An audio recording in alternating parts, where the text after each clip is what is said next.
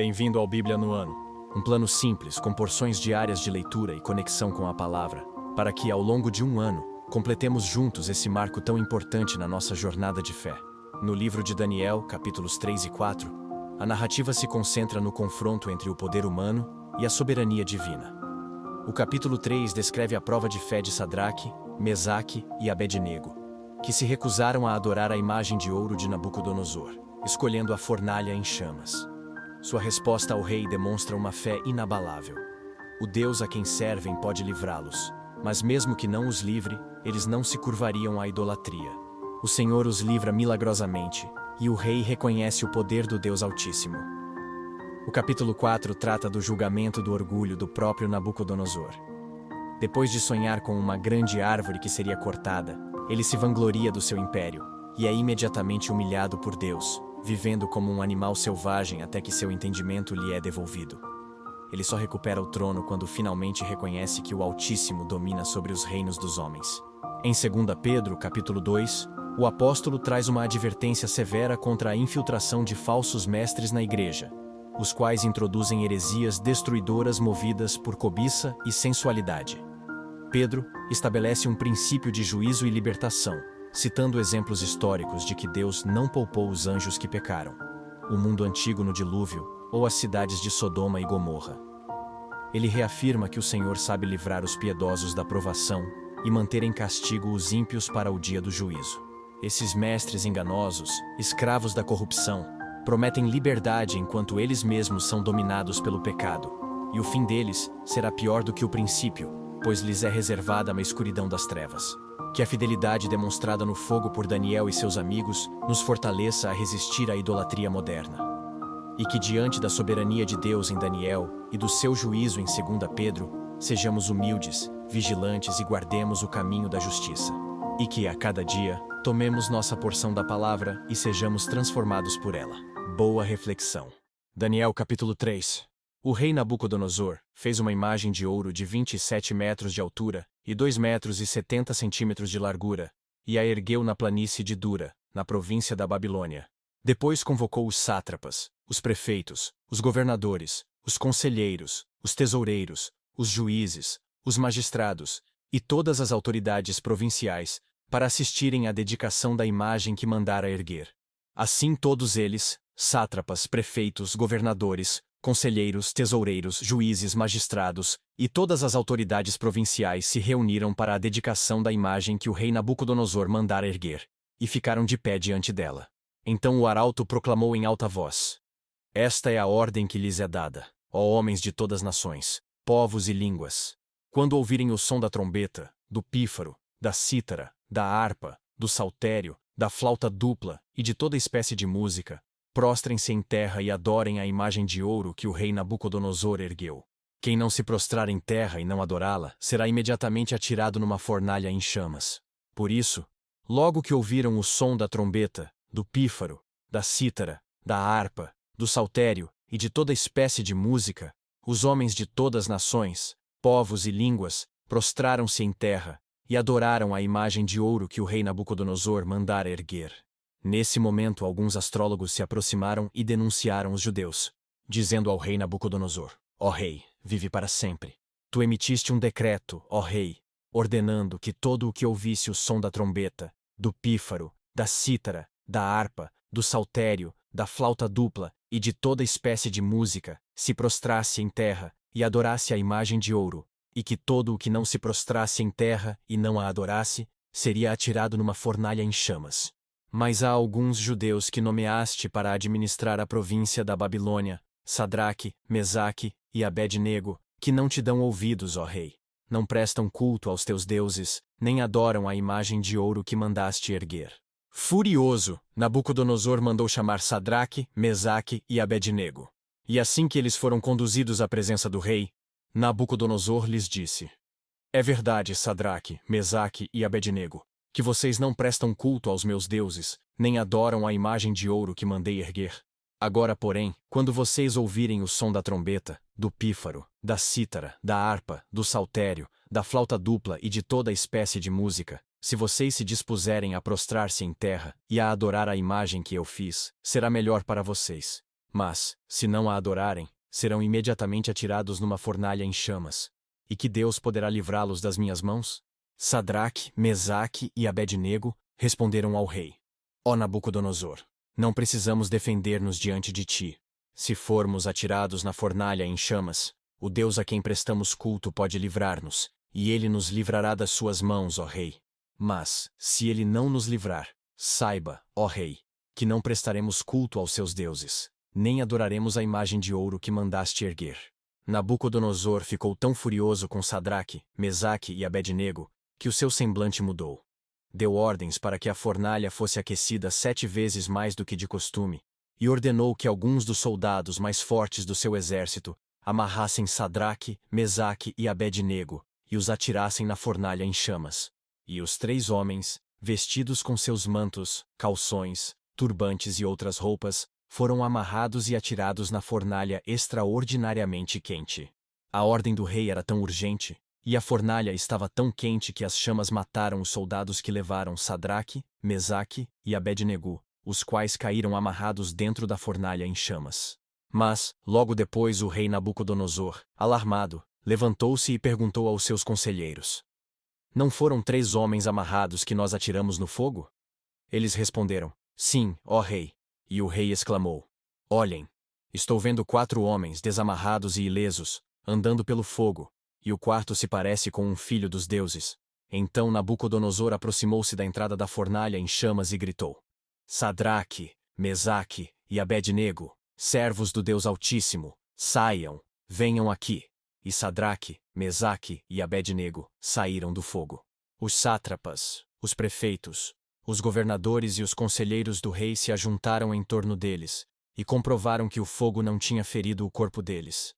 Nem um só fio do cabelo tinha sido chamuscado. Os seus mantos não estavam queimados, e não havia cheiro de fogo neles. Disse então Nabucodonosor: Louvado seja o Deus de Sadraque, Mesaque e Abednego, que enviou o seu anjo e livrou os seus servos. Eles confiaram nele, desafiaram a ordem do rei, preferindo abrir mão de suas vidas a que prestar culto e adorar a outro Deus, que não fosse o seu próprio Deus. Por isso eu decreto que todo homem de qualquer povo, nação e língua que disser alguma coisa contra o Deus de Sadraque, Mesaque e Abednego, seja despedaçado, e sua casa seja transformada em montes de entulho, pois nenhum outro Deus é capaz de livrar ninguém dessa maneira. Então o rei promoveu Sadraque, Mesaque e Abednego a melhores posições na província da Babilônia. Daniel capítulo 4.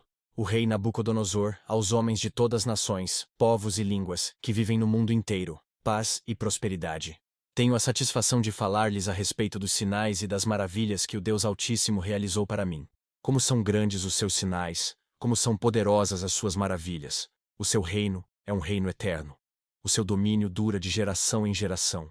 Eu, Nabucodonosor, estava satisfeito e próspero em casa no meu palácio. Tive um sonho que me deixou alarmado. Estando eu deitado em minha cama, os pensamentos e visões que passaram pela minha mente deixaram-me aterrorizado. Por isso decretei que todos os sábios da Babilônia fossem trazidos à minha presença para interpretarem o sonho para mim. Quando os magos, os encantadores, os astrólogos e os adivinhos vieram, contei-lhes o sonho, mas eles não puderam interpretá-lo. Por fim veio Daniel à minha presença, e eu lhe contei o sonho. Ele é chamado Beltesazar, em homenagem ao nome do meu Deus, e o espírito dos santos deuses está nele. Eu disse: Beltesazar, chefe dos magos, sei que o espírito dos santos deuses está em você, e que nenhum mistério é difícil demais para você. Vou contar-lhe o meu sonho. Interprete-o para mim. Estas são as visões que tive quando estava deitado na minha cama. Olhei, e ali diante de mim estava uma árvore muito alta no meio da terra. A árvore cresceu tanto que a sua copa encostou no céu. Era visível até os confins da terra. Tinha belas folhas, muitos frutos. E nela havia alimento para todos. Debaixo dela os animais do campo achavam abrigo, e as aves do céu viviam em seus galhos. Todas as criaturas se alimentavam da árvore. Nas visões que tive deitado em minha cama, olhei e vi diante de mim uma sentinela, um anjo que descia do céu. E ele gritou em alta voz: Derrubem a árvore e cortem os seus galhos, arranquem as suas folhas e espalhem os seus frutos. Fujam os animais de debaixo dela e as aves dos seus galhos. Mas deixem o toco e as suas raízes, presos com ferro e bronze. Fique ele no chão, em meio à relva do campo. Ele será molhado com o orvalho do céu e com os animais comerá a grama da terra. A mente humana lhe será tirada, e ele será como um animal, até que se passem 7 tempos. A decisão é anunciada por sentinelas. Os anjos declaram o veredito, para que todos os que vivem saibam que o Altíssimo domina sobre os reinos dos homens, e os dá a quem quer, e põe no poder o homem mais simples. Esse é o sonho que eu, o rei Nabucodonosor, tive. Agora, Beltesazar, diga-me o significado do sonho, pois nenhum dos sábios do meu reino consegue interpretá-lo para mim, exceto você, pois o Espírito dos santos deuses está em você. Então Daniel, também chamado Beltesazar, ficou estarrecido por algum tempo, e os seus pensamentos o deixaram aterrorizado. Então o rei disse: Beltesazar, não deixe que o sonho ou a sua interpretação o assuste. Beltesazar respondeu: Meu senhor, quem dera o sonho só se aplicasse aos seus inimigos, e o seu significado somente aos seus adversários. A árvore que viste, que cresceu e ficou enorme, e a sua copa encostava no céu, visível em toda a terra, que também tinha belas folhas e muitos frutos, na qual havia alimento para todos, abrigo para os animais do campo, e morada para as aves do céu nos seus galhos, és tu, ó rei. Tu te tornaste grande e poderoso, pois a tua grandeza cresceu até alcançar o céu, e o teu domínio se estende até os confins da terra. E tu, ó rei, viste também uma sentinela, o anjo que descia do céu e dizia: Derrubem a árvore e destruam-na, mas deixem o toco e as suas raízes, presos com ferro e bronze. Fique ele no chão, em meio à relva do campo. Ele será molhado com o orvalho do céu, e viverá com os animais selvagens, até que se passem 7 tempos. Esta é a interpretação, ó rei, e este é o decreto que o Altíssimo emitiu contra o rei, meu senhor. Tu serás expulso do meio dos homens e viverás com os animais selvagens. Comerás capim como os bois, e te molharás com o orvalho do céu. Passarão 7 tempos até que admitas que o Altíssimo domina sobre os reinos dos homens, e os dá a quem quer. A ordem para deixar o toco da árvore com as raízes significa que o teu reino te será devolvido quando reconheceres que os céus dominam. Portanto, ó rei, aceita o meu conselho. Renuncia a teus pecados e à tua maldade. Pratique a justiça e tenha compaixão dos necessitados. Talvez então continues a viver em paz. Tudo isso aconteceu com o rei Nabucodonosor. 12 meses depois, quando o rei estava andando no terraço do Palácio Real da Babilônia, disse: Acaso não é esta a grande Babilônia que eu construí como capital do meu reino, com o meu enorme poder, e para a glória da minha majestade? As palavras ainda estavam nos seus lábios quando veio do céu uma voz que disse: É isto que está decretado quanto a você, rei Nabucodonosor. Sua autoridade real lhe foi tirada. Você será expulso do meio dos homens, viverá com os animais selvagens, e comerá capim como os bois. Passarão 7 tempos até que admita que o Altíssimo domina sobre os reinos dos homens, e os dá a quem quer. A sentença sobre Nabucodonosor cumpriu-se imediatamente. Ele foi expulso do meio dos homens, e passou a comer capim como os bois. Seu corpo molhou-se com o orvalho do céu, até que os seus cabelos e pelos cresceram como as penas de uma águia, e as suas unhas como as garras de uma ave. Ao fim daquele período, eu, Nabucodonosor, levantei os olhos ao céu, e percebi que o meu entendimento tinha voltado. Então, louvei o Altíssimo, honrei e glorifiquei aquele que vive para sempre. O seu domínio é um domínio eterno. O seu reino dura de geração em geração. Todos os povos da terra são como nada diante dele. Ele age como lhe agrada com os exércitos dos céus e com os habitantes da terra. Ninguém é capaz de resistir à sua mão nem de dizer-lhe: O que fizeste? Naquele momento voltou-me o entendimento. E eu recuperei a honra, a majestade e a glória do meu reino. Meus conselheiros e nobres me procuraram, meu trono me foi restaurado, e minha grandeza veio a ser ainda maior. Agora eu, Nabucodonosor, louvo e exalto e glorifico o Rei dos céus, porque tudo o que ele faz é certo, e todos os seus caminhos são justos, e ele tem poder para humilhar aqueles que vivem com arrogância. 2 Pedro, capítulo 2. No passado, surgiram falsos profetas no meio do povo, como também surgirão entre vocês falsos mestres. Estes introduzirão secretamente heresias destruidoras, chegando a negar o soberano que os resgatou, trazendo sobre si mesmos repentina destruição. Muitos seguirão os caminhos vergonhosos desses homens, e por causa deles será difamado o caminho da verdade. Em sua cobiça, tais mestres os explorarão com histórias que inventaram. Há muito tempo a sua condenação paira sobre eles, e a sua destruição não tarda. Pois Deus não poupou os anjos que pecaram, mas os lançou no inferno, prendendo-os em abismos tenebrosos a fim de serem reservados para o juízo. Ele não poupou o mundo antigo quando trouxe o dilúvio sobre aquele povo ímpio, mas preservou Noé, pregador da justiça, e mais 7 pessoas. Também condenou as cidades de Sodoma e Gomorra, reduzindo-as a cinzas, tornando-as exemplo do que acontecerá aos ímpios. Mas livrou Ló, homem justo, que se afligia com o procedimento libertino dos que não tinham princípios morais. Pois vivendo entre eles, todos os dias aquele justo se atormentava em sua alma justa, por causa das maldades que via e ouvia. Vemos, portanto, que o Senhor sabe livrar os piedosos da provação e manter em castigo os ímpios para o dia do juízo, especialmente os que seguem os desejos impuros da carne e desprezam a autoridade. Insolentes e arrogantes, tais homens não têm medo de difamar os seres celestiais. Contudo, nem os anjos, embora sendo maiores em força e poder, fazem acusações injuriosas contra aqueles seres na presença do Senhor. Mas eles difamam o que desconhecem e são como criaturas irracionais, guiadas pelo instinto, nascidas para serem capturadas e destruídas. Serão corrompidos pela sua própria corrupção. Eles receberão retribuição pela injustiça que causaram. Consideram prazer entregar-se à devassidão em plena luz do dia. São nódoas e manchas, regalando-se em seus prazeres, quando participam das festas de vocês. Tendo os olhos cheios de adultério, nunca param de pecar, iludem os instáveis, e têm o coração exercitado na ganância. Malditos!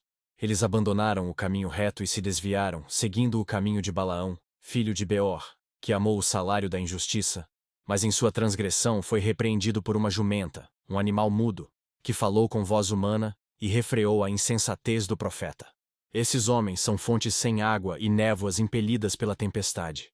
A escuridão das trevas lhes está reservada, pois eles, com palavras de vaidosa arrogância e provocando os desejos libertinos da carne, seduzem os que estão quase conseguindo fugir daqueles que vivem no erro. Prometendo-lhes liberdade, eles mesmos são escravos da corrupção, pois o homem é escravo daquilo que o domina.